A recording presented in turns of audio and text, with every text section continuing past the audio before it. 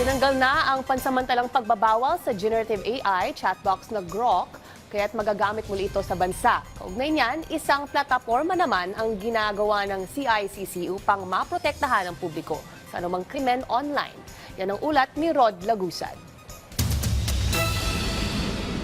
Posible pa ring maba ng generative artificial intelligence chatbot na Grok kahit na tinanggal na ang pagkakaba nito sa bansa. Ayon sa Cybercrime Investigation and Coordinating Center, malinaw ito sa Grok. Binigyang din ni CICC Acting Executive Director Undersecretary Renato Paraiso na mahigpit nilang binabantayan ng Grok.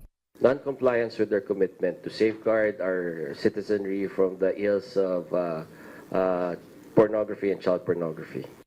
Sabi ko nga, even if we have a green lane for those contents to be taken down, hindi pa rin sila, it does not absolve them, hindi nila malulusutan yung unang kasalanan or unang pagkakamali nila na create pa rin at na-upload pa rin yung mga contents na to in their platforms.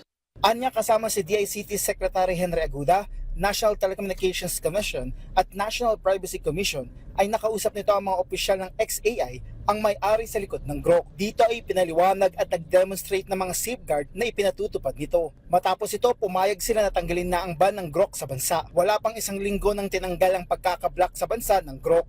And hopefully, CICC and DICT would still recommend policies and guidance regarding the use of this technology.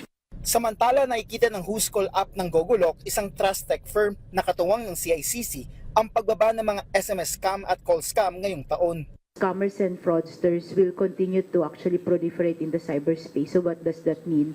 So they will continue to be there in all of your social media channels, ando doon yan, and then digital platforms.